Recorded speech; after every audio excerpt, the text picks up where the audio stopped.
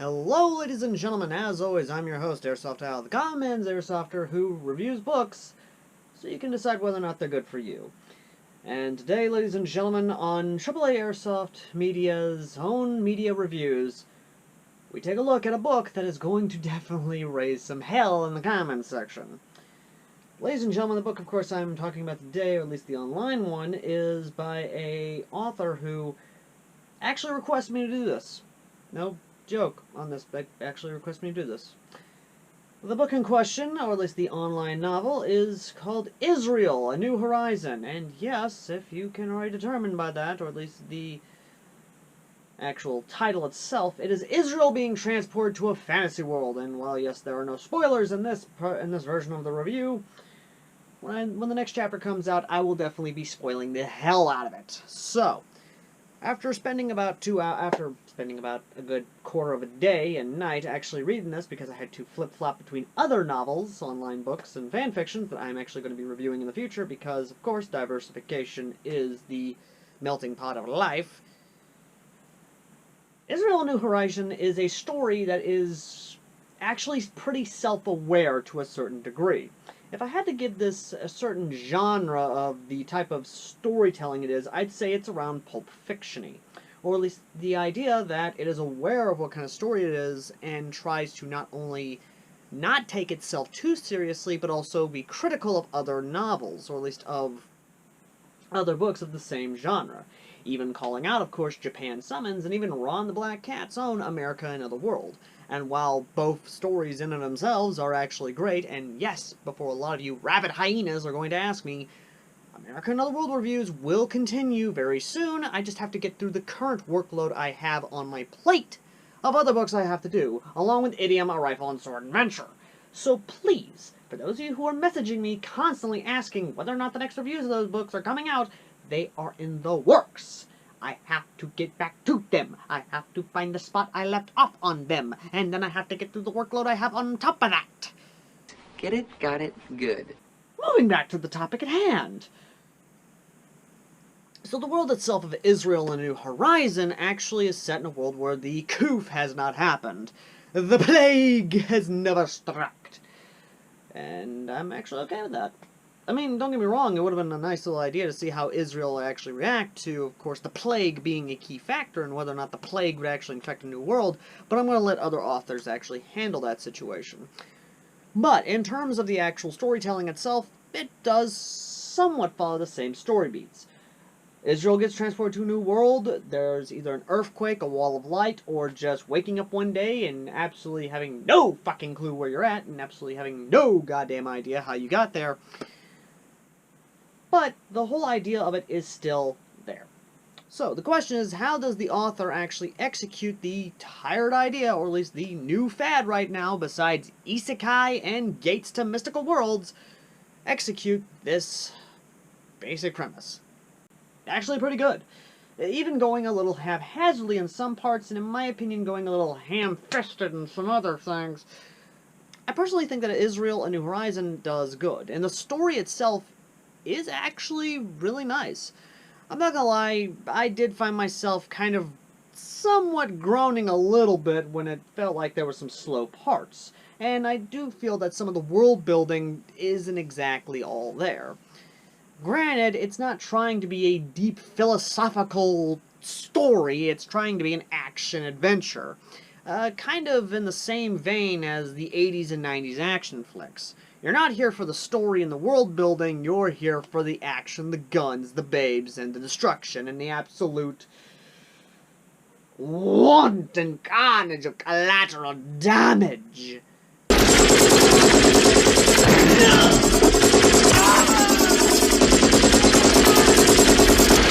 However, it does bring up some really good points and questions. One of which, of course, is the whole idea of the Geneva Convention. Whether or not a nation, or at least a government and a military, should still abide by the Geneva Convention and actually still follow it, even though in the world they're at, other nations do not know of the Geneva Convention, nor do they follow it. Other authors have actually kind of touched on this subject a lot, actually. Japan, of course, still follows the Geneva Convention, even though they don't have to. America, and many of the stories, even Ron's America Another World, basically stated that while they don't have to follow the Geneva Convention, they still won't use nuclear weapons or chemical weapons, and still treat prisoners humanely. Unless, of course, the CIA, then the CIA basically has free reign to do whatever the hell they want to prisoners. Then again, isn't the CIA still doing that now? Aren't they still technically doing sanctioned tortures? Of course! Speaking of torture, oh boy! There is a chapter wholly dedicated to torture, and I'm not going to say a damn thing. All I'm going to say is, wow! Just, wow! Oh my. Moving on.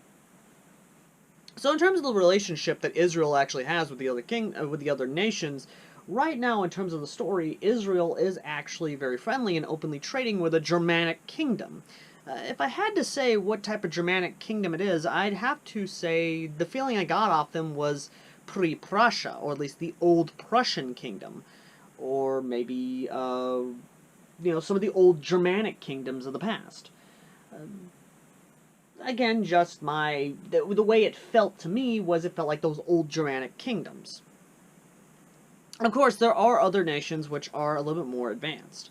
There is one nation, which I'm not going to fucking pronounce, or at least try to pronounce. Again, I'm going to let you read the link down below. That actually has interwar technology, i.e. 1920s armored vehicles and submachine guns, rifles, AT guns, and, things like that. And even going as far as using chemical weapons. And yes, they do use chemical weapons. And unfortunately, it does actually, and I'm going to spoil a little bit for you, it does actually kill the king and firstborn prince in the chemical attack. Of course, Israel being Israel right now, and I'm going to go ahead and roundabout back over here to the Geneva Convention, actually start talking about it because they realize, when they were talking about the different novels, the Prime Minister and, of course, the Secretary themselves, both, of course, being very friendly, actually talked about the novels and sort of how Japan, in Japan Summons, handled the situation, and believes that the way that Japan's post-World War II mindset actually hinders their ability to conduct politics and, of course, military doctrine and military actions. While I myself will not say that's the case, in my opinion, Japan and Japan Summons handled the situation as well as Japan would, I will admit that, yes, in terms of when one is surrounded by a hostile force, or at least different hostile nations, like Israel is in our world, Israel's response is going to be armed conflict, or at least an armed response, for whole and total victory, i.e. much like they did during the Six-Day War. And they are doing the same exact military doctrine that they did during the Six-Day War. While not using chemical weapons, they are using napalm, cluster bombs, and high explosives, as well as other combination of mechanized and infantry tactics.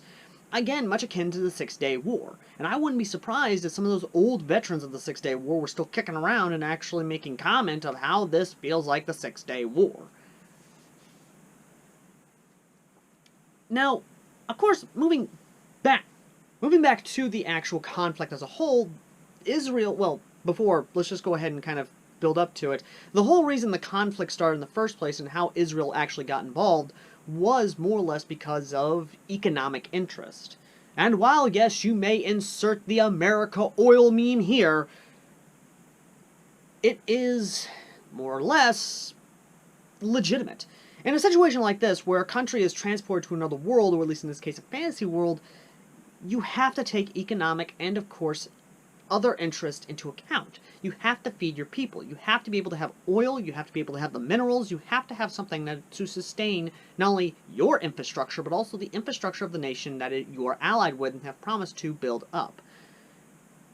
Again, I'm not saying that Israel is not doing what they're doing is wrong, because apparently there are a lot of people who actually don't like this book and sort of don't like what Israel is doing.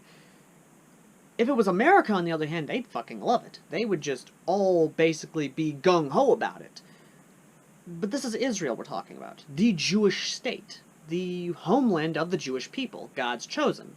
So I guess I kind of understand why they don't like it, but at the same time, being a half Jew myself, doesn't make sense to me. Why are you hating on Israel?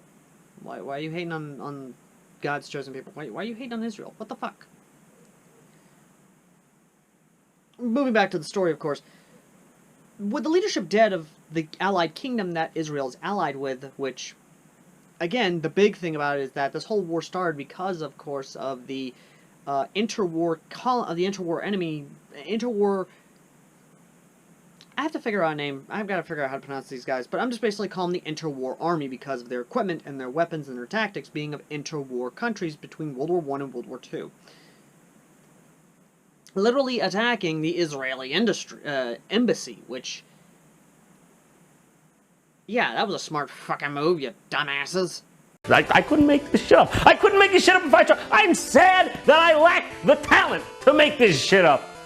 Israel begins a sort of counterattack, not only because as a response to their embassy and their soldiers being attacked, but also as a response of helping out an ally and protecting their own interest. Now, with the king and prince dead, of course, this leaves their sickly daughter, who basically has the flu, or at least a type of flu, to be the next in line. Now, I know what everyone is going to say, and I actually have seen a few comments talking about this, where they're basically saying that the princess will be used as a puppet for the Israeli government. No shit. I don't see that happening. In reality, even in the novel itself, the prime minister even thinks about sending teachers to help the young daughter actually become a good leader, teaching her how to lead and handle a nation. And honestly, if anyone was going to be if they were going to treat her as a puppet, they would just put someone there in place as a sort of de facto leader, sort of nurturing her and whispering into her ear the sweet nothingness of the sort of political corruption and intrigue of a puppet. Not this case. In reality, what the Israeli Prime Minister is going to do is completely opposite of what some of the detractors and naysayers are saying in the story. Now, of course, the conflict itself is still going, but when the actual liberation happens of the besieged city, oh boy. Before we even get into that, because that, oh boy, that's, yeah. A big revelation is actually made during one of the ambushes from Israeli Special Forces, which actually get the nickname of the Green Ghost. And I honestly like that. Not a lot of people will concentrate on Special Forces or the psychological effects they actually have on enemy forces. A good example, of course, is the lore behind the Ghost in Ghost Recon. Not fucking Wildlands, I'm talking about those old commercials of these soldiers huddled around fires actually talking about the Ghost. How they come in and out like Ghost. 아무도 본 사람은 없었는데 해골 바가지 모양으로 말이야. 귀신처럼 나타났어. 하늘에서 마구스와 갈기는 거야.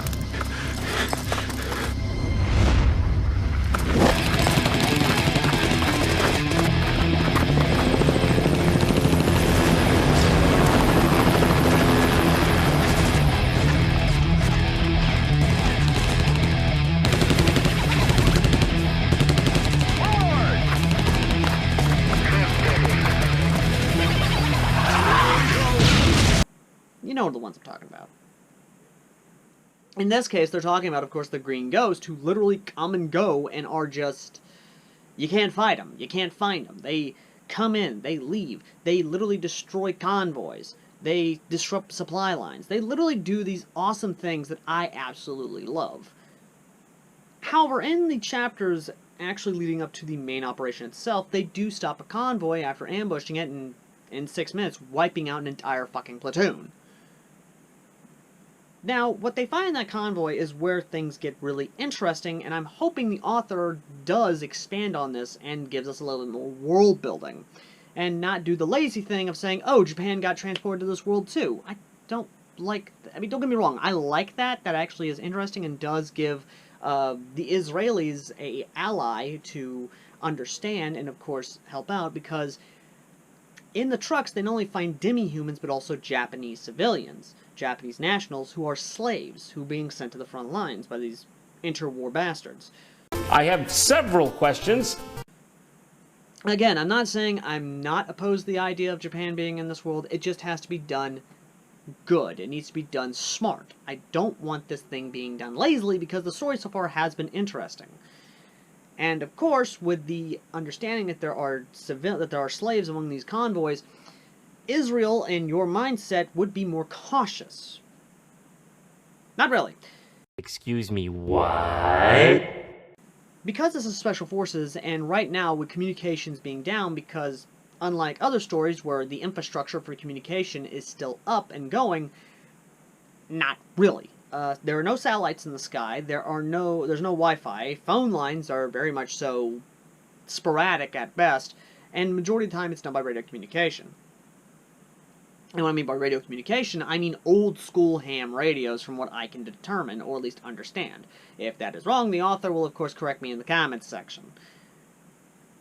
Now, the big thing about it is that the communication for this is not spread out to the rest of the Israeli forces.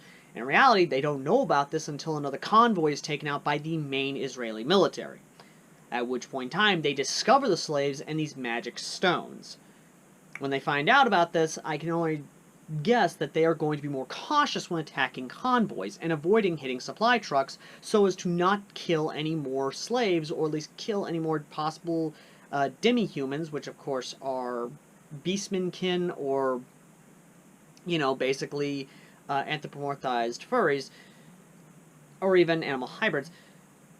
In reality, I can see them being a little bit more cautious. If not, I can see them still doing what they did as basic military doctrine says, which is smash supply lines and destroy as much as possible, so the enemy is either cut off from supplies or more or less starved. Again, two possibilities, but I can see them leaning more towards this. Now, in terms of the Liberation chapter, which is the final chapter upload about 2 days ago as of filming of this video, and the actual possible watching of the chapter itself, or at least you reading it, Liberation is a little more, yikes. So yeah, they do commit war crimes and atrocities, which cause the IDF to actually beat the ever-loving hell out of the interwar soldiers in front of everyone who survived the atrocities, after, of course, bombarding the city. And this is where the conversation starts.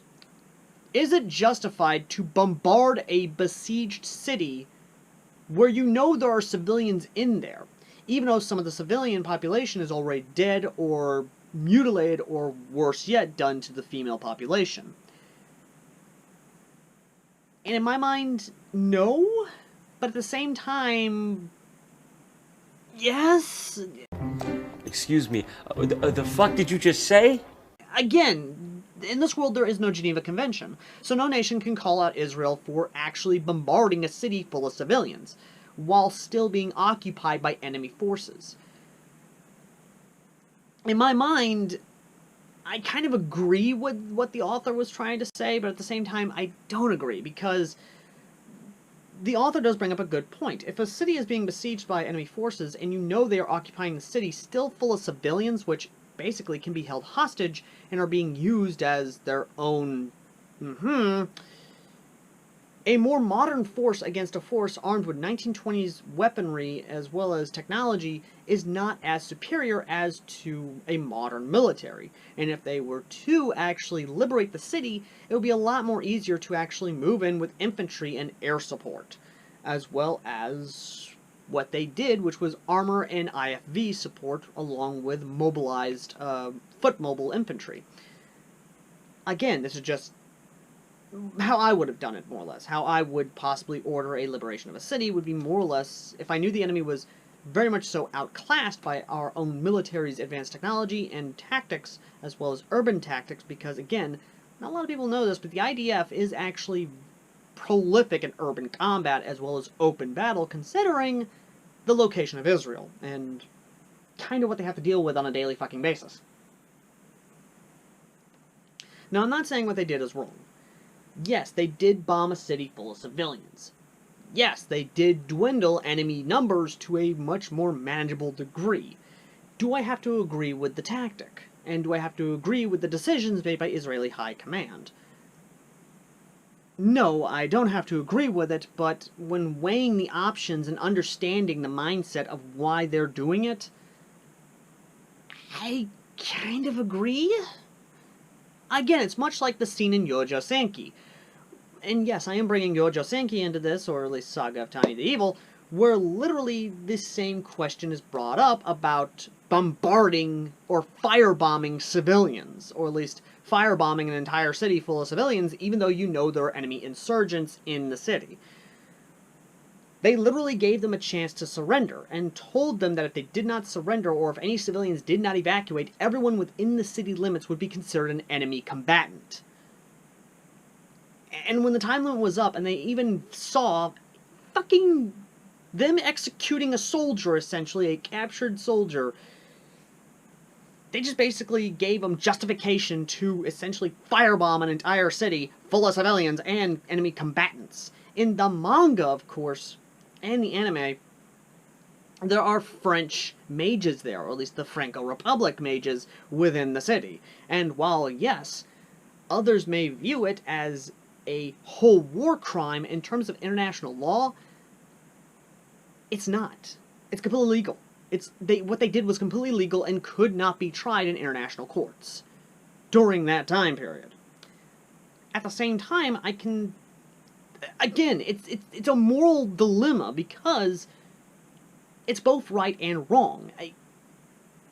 Again, the whole chapter itself is much like that episode in Yojo Senki, which asks the question of whether or not international law, if interpreted correctly, or at least interpreted in a way that justifies the type of war crimes, or at least the type of actions done by a military, is still legally right or morally right. Is it legally wrong? Is it morally wrong? Who's wrong in the situation? The same thing could be said for the last chapter, which of course is the liberation. And I think the author did that for a damn good reason, because it is a damn good question of whether or not the IDF, and in a sense, the same question posed by Yojo Senki, is legally and morally right for a military to do if a city is essentially occupied by both enemy combatants and civilians. It's kind of fucked up, not gonna lie. It's kind of fucked up. Either way, though, there are some things I didn't like about the novel, or at least the story as a whole. What I didn't like as a whole was the lack of world building, or at least in this case, I do like that the guy gave us a little bit of information about the months and, of course, the map itself. What I don't like is the lack of world building. I wish we could have learned a little bit more about each nation, about each country. Maybe have a representative from one of the more technologically advanced nations, because we find out about the elves. And yes, much like Ron the Black Cat, the elves are more technologically advanced. However, in this case, apparently they have Soviet technology. And I'm not fucking joking on that, we are now dealing with communist elves. Better dead than red. First we had to deal with Nazi elves from Ron the Black Cat, now we're dealing with fucking communist elves from this guy's book. The only good communist is a dead communist! I can't believe I'm saying this, but can we just have regular elves who are assholes for a reason or not? I mean, yes, you're probably going to correct me in saying because the elves view themselves as supremacists, they're supposed to be Nazis. I'm sorry, when I find out they're using Soviet technology and Soviet-style weaponry and Soviet tactics and all this other stuff, I'm sorry, communist. They're fucking communist. Again, just one of those things, you know? One of those things of I have to determine which one is which, because until I have world building and I actually understand what is going on, then and only then will I pass my judgment. Either way, though. Thank you all for watching. That's sort of my, either way. Thank you all for watching. As always, I've been AirsoftAL, and honestly, this book is worth the read, if not a little bit lacking in the world building. I mean, don't get me wrong, it's a good book. It's good so far, and I am looking forward to seeing how the guy ends it, and same thing with Ron the Black Cat, but at the same time, I have to wonder whether or not this is actually going to end well. What I mean by that is that I'm still a little bit hesitant to basically be heavily invested in this. I'm just going to read it when the chapter comes out and review it as normal. But, again, I just want to kind of see where this goes. And whether or not this guy's actually going to invest the time to expand on the world and the world building and sort of see what kind of imagination we're dealing with, or kind of take the safe and lazy route with it. I'm not saying it's not a bad book, I'm just saying don't be too heavily invested in it. Anyway, thank you all for watching. As always, I've been AirsoftAL, the Commons Airsofter who reviews media, well, in this case, an online book about Israel, to see if you're interested in it. And would you kindly consider liking, subscribing, and suggesting a fanfiction or book that you'd like me to review down in the comments down below. Make sure to leave a link and links to not only, of course, Yojo Senki, but also this novel as well will be linked down below. Same thing for the Yojo Senki manga as well. And, yeah.